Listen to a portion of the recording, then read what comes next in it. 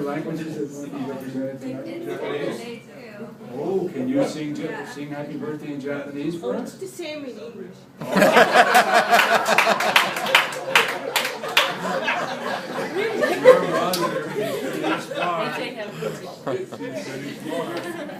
mean, they don't sing Happy Birthday.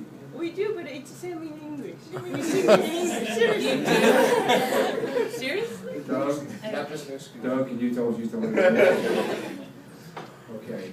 Can I confirm or deny? Can I say something really gutsy about Gilda? Absolutely. We're close to the same age, but she is much more gutsy than I am. She has gotten on the back of Dan's tandem many times, biking. Yeah, and I mean, I told Dan. I don't call it gutsy. I do. Call it, like that.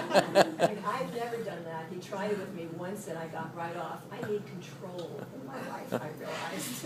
And you're very trusting. Not that I wouldn't trust my son. What about your wife? Apparently you don't. Not, she's done it many times, I think. And That's amazing. on her birthday. Okay, thank you. There's another guy that came a long distance, and his ears are going to start to burn because I'm looking at the back of his head. And our oldest grandson, who is a student at Washington University, he actually, what sport do you do? He actually came here on an ultimate frisbee trip. Okay? And if you don't know what ultimate frisbee is, don't ask me. I've never seen one. But you can ask Ben. Ben, thanks for coming. Hey, buddy, I appreciate it. I got one muscle. You take it, Louise. No. And then the guy that taught me the hop and truck. Except in those days we didn't call it the hop and truck. It was the Harry. What's his name? Harry Rosentrup. Harry L. Rosen. Harry L. Rosen. Harry L. Rosen was an attorney by trade, but a very practicing Jew who taught in our Hebrew school in Philadelphia. He was also a member of a Har Zion synagogue in Philadelphia, which is one of the wealthiest synagogues in Philadelphia. And he enjoyed teaching. He got mad at me a couple of times because I'd give him a look. Because after I began up bar mitzvah, I didn't like Hebrew school anymore. And I must say, my parents went out, and I kept on going to Hebrew school.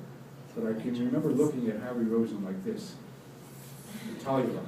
And it got so bad that he came over to our house after Hebrew school one day to talk to my parents about the look that I was giving him. I don't think you knew that. And my mother said, "What look?" But the guy who's been my inspiration, last time I saw him, Taffy and I saw him, he looked like hell. And he was in rehab in the hospital for a period of about 3 months. He had lost weight, he had lost his mind, he came back, but he was a fighter. And when I learned that my brother Aaron was coming out, don't cry, he couldn't help it.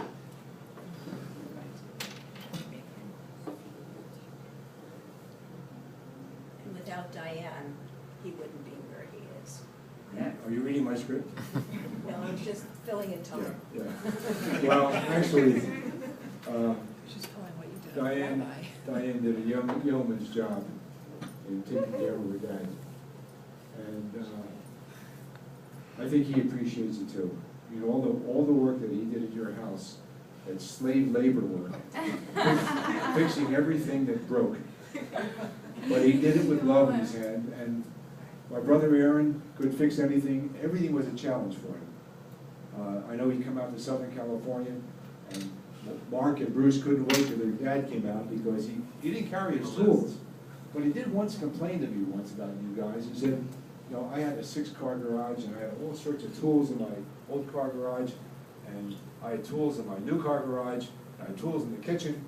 He says, Mark and Bruce never have any tools. They want me to fix things. Do you remember saying that to me? Did you hear me? Yeah, I can hear you. Oh, good, okay. But he was, when we saw him last October, I thought it would be the last time I'd see my brother. Because he looked like death warmed over.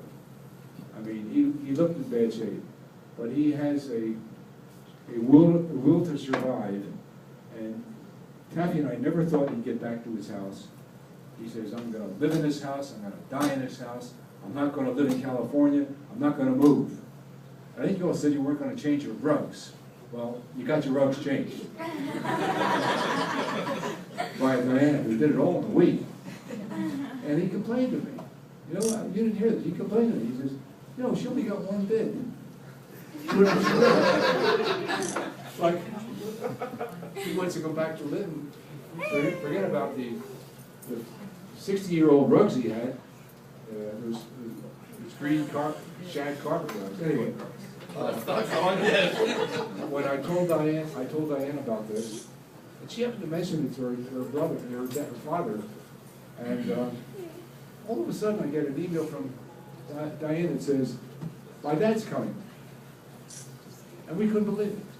We could not believe it. So the other half of what David sang, he sang something that those of you who remember Toby and Sarah would sing, and has not been sung at a Hoffman reunion for 20 years. And Debbie, you're going to have to close your ears. You're going to have to close your ears, because at David and Debbie's wedding was the first time this came out, and I must admit, I'm the one that taught them what this was. David sang, what'd you sing? Hooray for Saul, hooray for Saul. Someone's in the outhouse singing hooray for Saul. He's a whore. Okay, so he did it the clean way. You can imagine what the other word for outhouse is.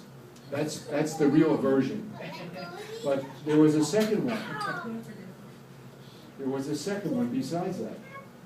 Well, I don't remember that. Let's see if I remember.